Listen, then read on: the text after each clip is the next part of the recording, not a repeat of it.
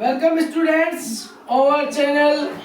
और आज आप सभी का स्वागत है। और आज हम आए एक नए जोश के साथ में और नया उमंग लेके आए हैं, क्योंकि आपकी धीरे धीरे क्या आ रही है बेटा, बोर्ड एग्जाम्स क्या आ रही है, पास आ रही है। क्या आ रही है बेटा, पास में आ रही है एग्जाम्स। ठीक है, अब सर बोर्ड एग्जाम्स हमारे पास में है तो हमें ऐसा कंटेंट उपलब्ध कराया जाए जिससे क्या हो कि आपको क्या हो कि देखो आपकी पढ़ाई एक प्रकार से नहीं होती, पढ़ाई होती है बेटा दो प्रकार से।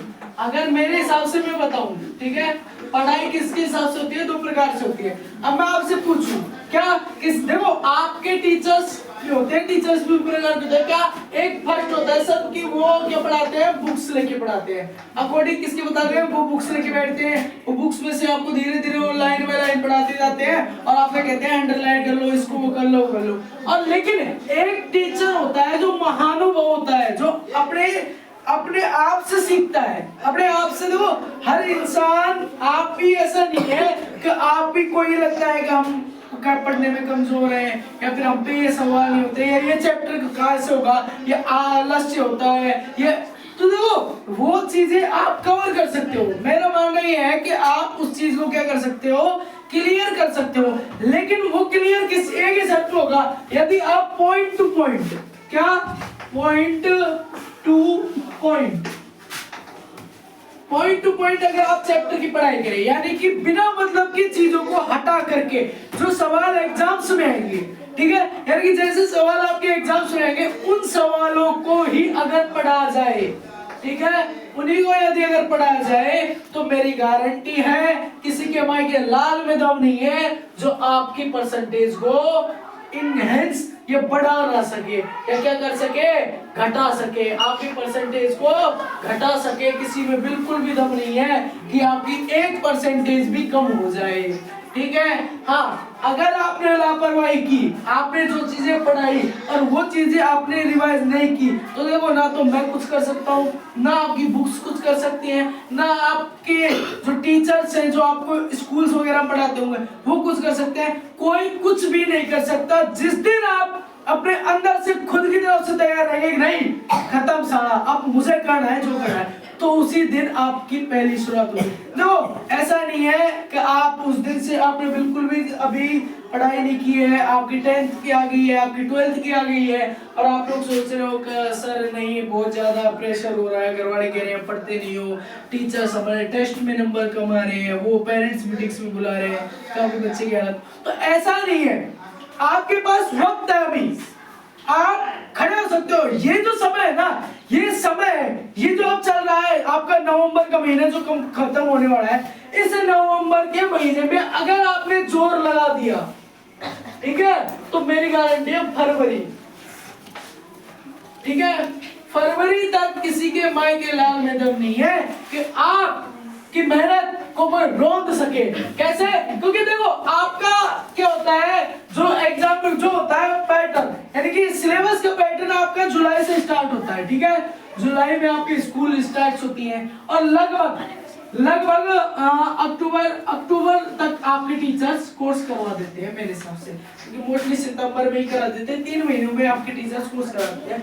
अब बच्चा क्या होता है, जो आता है ना नई क्लास में, तो नई उमंग के साथ में आता है कि यार आज से नए चैप्टर चालू होंगे तो मैं अच्छे से पढ़ूंगा। लेकिन जब वो क्या हो जाता है तो उसे बोरियत आने लगती है। क्या आने लगती है? बोरियत आने लगती है कि नहीं यार अब क्या रहे यार, 3 महीने पढ़ लिए, अब फिर से वही चैप्टर पढ़ना बार बार, तो बोरियत लगता है। इसीलिए मैं क्या कर रहा हूँ, आपकी बोरियत को मिटाने के लिए मैंने आपके सेशन को लेट स्टार्ट किया है, यानी कि मैंने नवंबर में स्टार्ट किया ताकि आपकी जो बोरियत है ना वो कब आए, नहीं आए। वो कब आएगी? वो कभी नहीं आएगी बोरियत। क्यों? क्योंकि आप जब नवंबर में पढ़ोगे, कब पढ़ोगे? नवंबर में पढ़ोगे, नवंबर दिसंबर, ठीक है, 2 महीनों में आपका कोर्स कंप्लीट हो जाएगा। जनवरी में फिर आप उसको रिवाइज करोगे तो फरवरी में पेपर 5 एग्जाम दोगे आप, मेरी गारंटी है। और सारे क्वेश्चंस, जितने भी मोस्ट क्वेश्चंस हैं, जितने भी सारी चीजें हैं, वो सारे किससे आएंगे? मैं जो पढ़ाऊंगा ना वो टॉपिक से आएंगी। और किससे आएगी? उन्हीं टॉपिक से क्या आएगी? वो चैप्टर आएगा, वो क्वेश्चंस आएंगे, वो सारी चीजें आएगी। जब आपने टॉपिक अच्छे ढंग से पढ़े होंगे तो मेरी गारंटी है कोई रोक नहीं सकता, कोई आपको घटा नहीं सकता। अच्छा सर, अब अब उस दिन हो गया। अब उस दिन हमने पढ़ा था पिछले क्लास में, तो कई बच्चों ने कमेंट किए थे कि सर आपने बहुत अच्छा पढ़ाया है, बहुत अच्छा पढ़ाया भाई आपने। क्योंकि देखो मैं पढ़ा रहा हूँ किसके अकॉर्डिंग पढ़ा रहा हूँ, मेरी योग्यता के हिसाब से, ठीक है। ऐसा नहीं है कि कई लोग ट्रोल भी करते हैं कि क्या है अभी बच्चा है पढ़ाएगा, कई माहौल में भी हो रहे हैं कि ऐसा नहीं हो सकता कुछ भी, कि यार नहीं अभी तो नहीं। लेकिन अगर जिस दिन से आप मेहनत करना चालू करोगे ना, मेरी गारंटी है, क्योंकि समस्या किसका रास्ता है, एक महान एक ऊंचाई का रास्ता क्या है, एक कठिन भरी समस्याओं का जो रास्ता है वही होता है किसका, सबसे ज्यादा सफलता का रास्ता। यानी कि जब आप अच्छे उम्मीद अच्छे लक्ष्य की तरफ बढ़ोगे ना, किसकी तरफ बढ़ोगे, अच्छे लक्ष्य की तरफ बढ़ोगे, तो रास्ते में ऊबड़ खाबड़ चीजें बहुत आएगी। आपको सफलता की जो पहली सीढ़ी होती है, ठीक है, वो हमेशा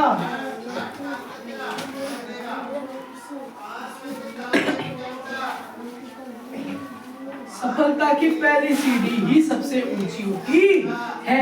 ये देखो सफलता की पहली सीढ़ी, उसके बाद की सीढ़ियां क्या होती है, छोटी होती है। तो आप जब इस लक्ष्य पे पहुंचने के लिए जब ये सीढ़ियों का इस्तेमाल करोगे ना, तो सबसे पहली होगी विश्वास जुटाना। सबसे पहला आप जीवन में कुछ भी करने के लिए पहले विश्वास जगाना होगा अपने अंदर, यानी कि अपने अंदर कहना होगा कि नहीं मैं 100 कठिनाइयों को सहने के लिए तैयार हूं। किसके लिए, इस लक्ष्य के लिए, इसको पाने के लिए। और हैशटैग आप पास लगा देना है जिद, हैशटैग जिद आपको लगा देनी है कि नहीं यार अब तो करनी मुझे 95 अबोव परसेंटेज बनानी है, नहीं मुझे तो 95% से ज्यादा करना है। तो आप कर सकते हो, ठीक है। चलिए अब आगे स्टार्ट करते हैं। उस दिन हमने पढ़ाया था कि प्रकाश का जो परावर्तन होता है कैसे होता है, उसके लिए क्या शर्तें होती है, ठीक है। तो परावर्तन के लिए मैंने आपको बताया था कि परावर्तन के लिए कुछ शर्तें होती है। जैसे परावर्तन के लिए कुछ शर्तें होती है, पहली शर्त उसमें क्या होती है कि जो प्रकाश जो है उसमें आपतित किरण अपवर्तित किरण और अभिलंब तीनों क्या होते हैं बेटा, एक ही तल में होते हैं, ठीक है। थोड़ा सा मैं रिवाइज करवा देता हूँ कैसे, तब तक आप भी देख लो। ये अपना क्या है, मुख्य अक्ष क्या है, वेल एक्सिस।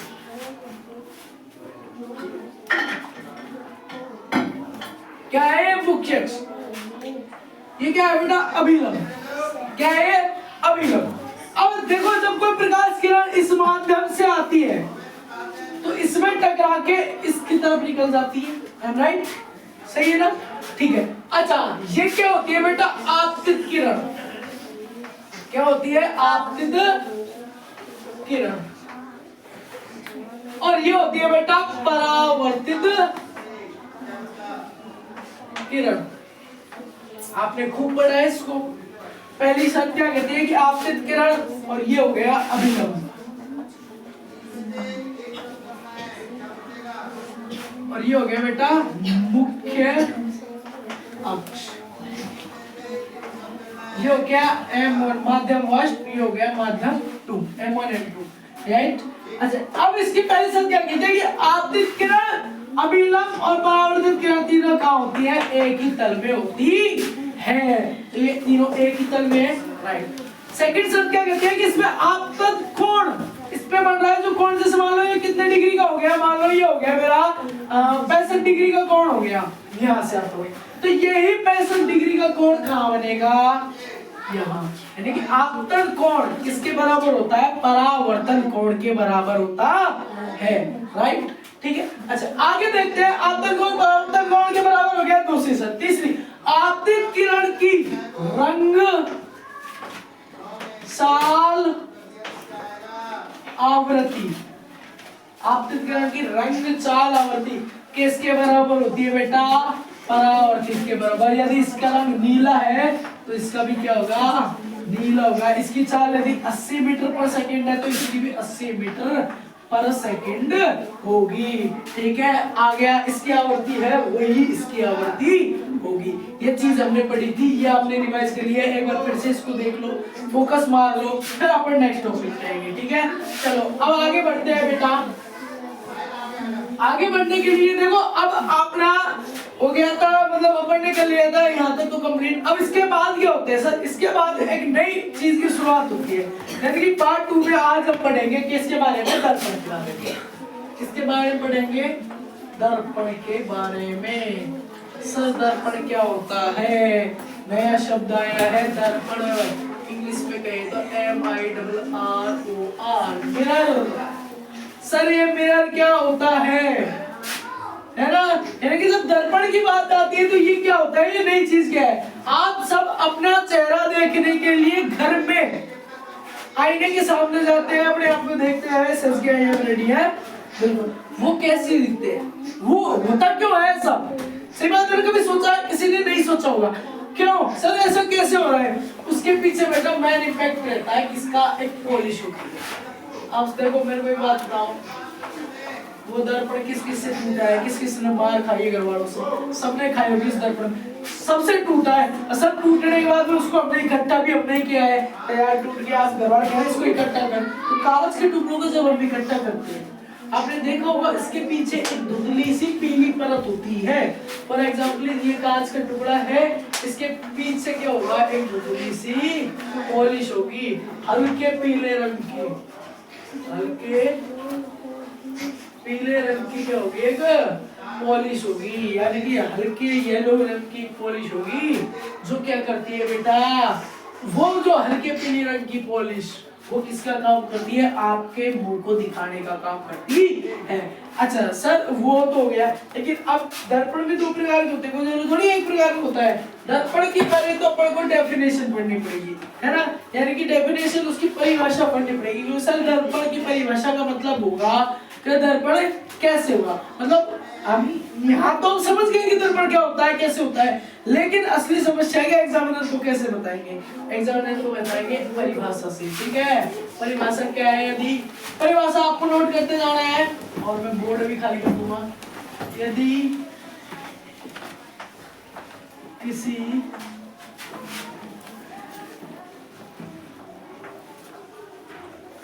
सहमांगी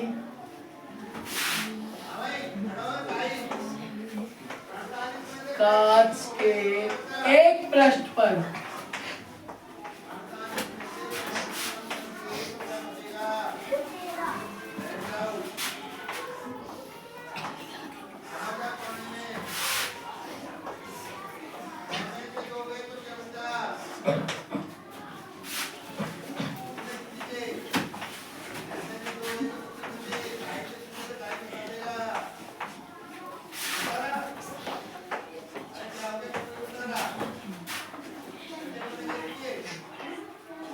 ये व्यवस्था क्या कराती है?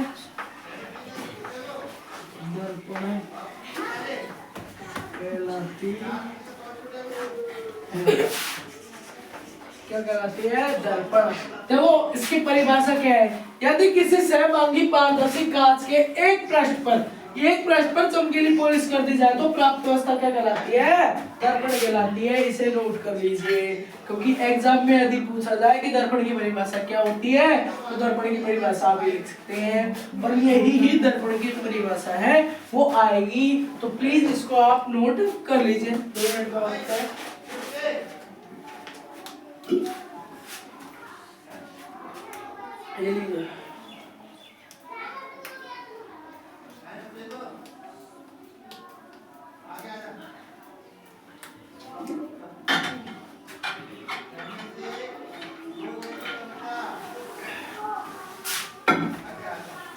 ठीक है, ये आपने नोट कर ली होगी। अब सर दर्पण, अब बात आई है तो दर्पण एक प्रकार का थोड़ी, क्योंकि दर्पण की हेडिंग्स होती है। हाँ एक चीज ध्यान आएगा, इसमें जो नोट्स आपको मिलेंगे वो इस चैप्टर के कंप्लीट नोट्स का जो पीडीएफ है वो मैं डिस्क्रिप्शन में डाल दूंगा, नीचे डिस्क्रिप्शन से आप चेक कर सकते हैं। ठीक है, हाँ भाई आगे बात करें अपन, किसकी बात करें आगे? तो आगे ये समतल दर्पण है, ये कितने डिवाइड हो जाता है? 2 डिवाइड हो जाता है। दर्पण किसमें तो कितने भागों में डिवाइड होता है? 2 भागों में बटा हुआ होता है। कौन सा? एक तो समतल दर्पण एंड एक होता है गोलीय दर्पण। एक कौन सा दर्पण होता है बेटा? गोलीय दर्पण। ठीक है, एक कौन सा दर्पण? समतल दर्पण, एक गोलीय दर्पण। इसको इंग्लिश में कहेंगे प्लेन मिरर, एंड इसको कहेंगे स्फेरिकल मिरर।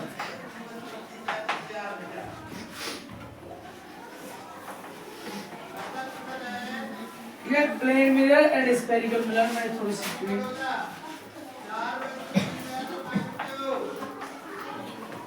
स्फेरिकल मिरर यानी कि प्लेन मिरर और स्फेरिकल मिरर यानी कि समतल दर्पण और गोलीय दर्पण, ठीक है, डोंट माइंड। राइट, अब सर इनकी डेफिनेशन समतल दर्पण की और गोलीय दर्पण की परिभाषा बताइए। चलो तो उस परिभाषा को लिखाते हैं, तब तक आप ये दोनों चीजों को नोट्स कर लीजिए कि दर्पण कितने प्रकार के होते हैं, ठीक है, समतल दर्पण और गोलीय दर्पण, ठीक है। चलो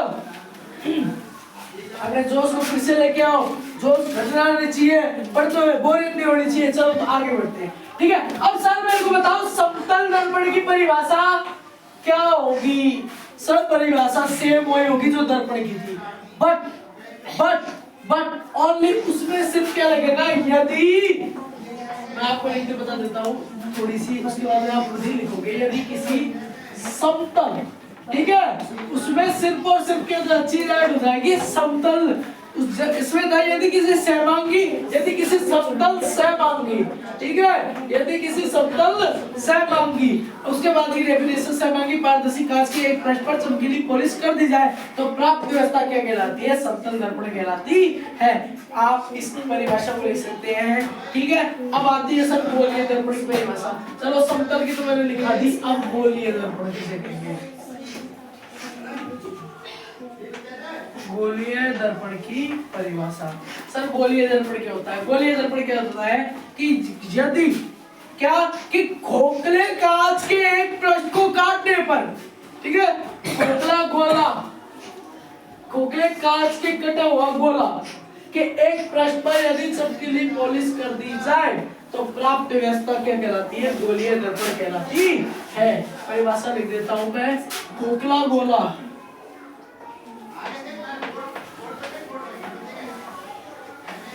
खोखले गोले के एक पृष्ठ पर, यानी खोखले गोले के एक पृष्ठ पर, यानी कि क्या कोष्ठक में जो कटा हुआ भाग है, जो क्या हुआ है? कटा हुआ भाग है, जो कटा हुआ भाग है, उसके एक पृष्ठ पर आगे चमकीली पॉलिश कर दी जाए, उसके एक पृष्ठ पर क्या कर दी जाए? चमकीली पॉलिश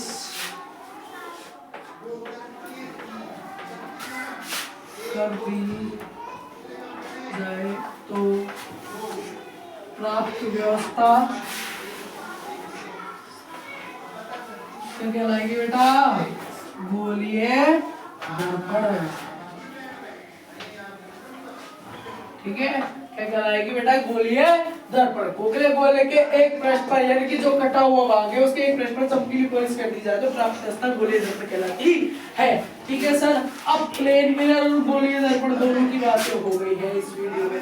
अच्छा सर सेकंड अब बात आएगी तो वो किस पे आएगी कि समतल दर्पण से जो प्रतिबिंब बनता है, समतल दर्पण के लिए जो प्रतिबिंब बनता है उसके लिए शर्तें हैं, वो क्या शर्तें हैं? क्योंकि सर वो तो आएगी, क्योंकि दो डेफिनेशन अपन ने दोनों चीजों की पढ़ ली, क्या कि समतल दर्पण की, गोलीय दर्पण की। अब बात करेंगे वो समतल दर्पण की शर्तों की, ठीक है। यानी कि अब सर आपने अभी एक नया नाम लिया था प्रतिबिंब, सर आपने नया नाम लिया था प्रतिबिंब। सर ये प्रतिबिंब क्या होता है जो नया नाम आया है?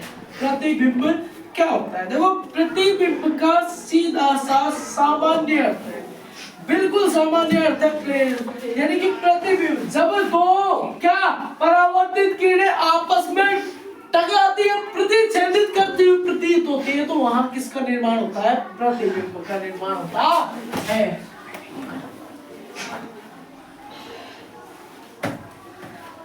ठीक है, ये दो किरणें आपस में प्रतिच्छेदित करती हुई प्रतीत होती है, तो वो चीज क्या कहलाती है? प्रतिबिंब कहलाती है। प्रतिबिंब कहलाने का मतलब क्या होगा कि जब कोई प्रकार, अब मैं इसकी डेफिनेशन इसकी भी निकाल देता हूँ। हाँ मैं मुंह से बोलता रहूंगा लेकिन डेफिनेशन आपको करेक्शन किसमें मिलेगी? नोट्स में, जो नोट्स नीचे है, ठीक है। मैं टॉपिक्स क्लियर करूंगा, नोट्स आप उनमें से उतारोगे, क्योंकि आप फोटो कॉपी भी नहीं करवा सकते हो, जो करिए, लेकिन पढ़ना बेसिक से। पढ़ना आपको आराम से, बिल्कुल टाइम फ्री होके बिल्कुल पढ़ना है, क्योंकि बहुत पॉइंट टू पॉइंट चीजें पढ़ाई जा रही है आपको, बहुत अच्छी अच्छी चीजें पढ़ाई जा रही है। ठीक है, अब सर प्रतिबिंब क्या होता है? प्रतिबिंब क्या होता है? प्रतिबिंब की कुछ शर्तें होती है, यानी कि प्रतिबिंब कह सकते हैं कि आज अपन सिर्फ प्रतिबिंब पढ़ाएंगे, और प्रतिबिंब के बाद का टॉपिक जो होगा वो हमारा होगा समतल दर्पण की शर्त। समतल दर्पण की शर्त, आज इन टॉपिक्स को अपन क्लियर करेंगे। ठीक है, शर्त क्या होगा? अब सब प्लेन जो होता है मिरर, उसके लिए कह सकता है, लेकिन हाँ प्रतिबिंब की बात चल रही थी। तो प्रतिबिंब क्या होता है कि जब दो किरणें आपस में एक दूसरे को प्रतिच्छेदित, परावर्तित किरणें एक दूसरे को क्या कहते हैं? प्रतिच्छेदित करती है, क्या करती हुई प्रतीत होती है, तो उसे क्या कहते हैं? प्रतिबिंब कहते हैं। ठीक है, अब आगे आप बात करते हैं कि समतल दर्पण के लिए शर्तें क्या होती है। ठीक है, समतल दर्पण के लिए शर्त क्या होती है? ठीक है, तो वस्तु समतल दर्पण द्वारा, देखो जो दर्पण होता है वो कई चीजों में होता है, यानी कि समतल दर्पण से बिंब की दूरी, ठीक है, ये क्या है? ये है आपका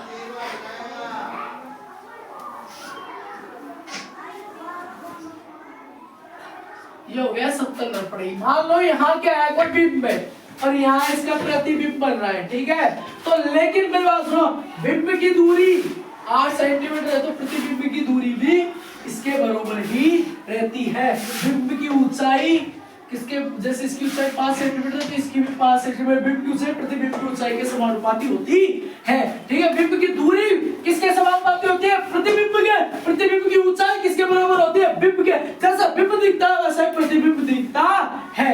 ठीक है, ये दो शर्तें आपके लिए बहुत काफी, क्योंकि मेजरली दो ही शर्तों को आपको कहां पे लेना है। अच्छा सर, ये शर्तें हो गई, अब आगे क्या होगा? ठीक है, बोलिए, दर्पण बात हो गई। अब सर अब आते हैं, अब इस प्लेन मिरर की कुछ शर्तें हो गई, प्लेन मिरर की सारी चीजें मैंने आपको बता दी। ठीक है, लेकिन अब वो बात आएंगे, अब आगे बढ़ेंगे कि अब नया टॉपिक क्या होगा, क्योंकि इन दो टॉपिक से अब आप कोई भी क्वेश्चन, अब क्वेश्चन उठेगा ही कहां से? सर मेरे को बताओ, क्वेश्चन आएगा क्या? क्वेश्चन कहां से उठेगा? क्वेश्चन कहां से उठेगा? क्वेश्चन, पहला क्वेश्चन उठेगा कि परावर्तन, परावर्तन क्या है? हाँ, ठीक है, फर्स्ट शर्त क्या है? परावर्तन क्या है? उनसे रुकने के लिए कहो। ठीक है, परावर्तन क्या है? पहली शर्त ही है। सेकंड शर्त की बात करेंगे तो परावर्तन के बाद में जो सेकंड क्वेश्चन उठेगा वो उठेगा दर्पण से। किससे उठेगा? दर्पण से। ठीक है, किससे उठेगा? दर्पण से उठेगा। दर्पण से कहां से? प्लेन मिरर से पूछ सकता है, स्पेक्ट्रल मिरर से भी पूछ सकता है। ठीक है, हाँ